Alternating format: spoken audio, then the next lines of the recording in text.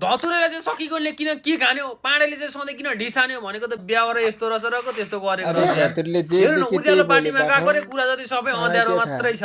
भाषण दिनु पायो भन्नेमा जे पनि किन बोल्नु है। अब कलाकारी क्षेत्रमा केही गर्न सकिएन, केही पार लागेन, कसैले चाहिँ होइन ठाउँ दिएनन् भन्दैमा चाहिँ किन यसरी होइन उज्यालोतिर छिरेर अँध्यारो कुरा गर्नु।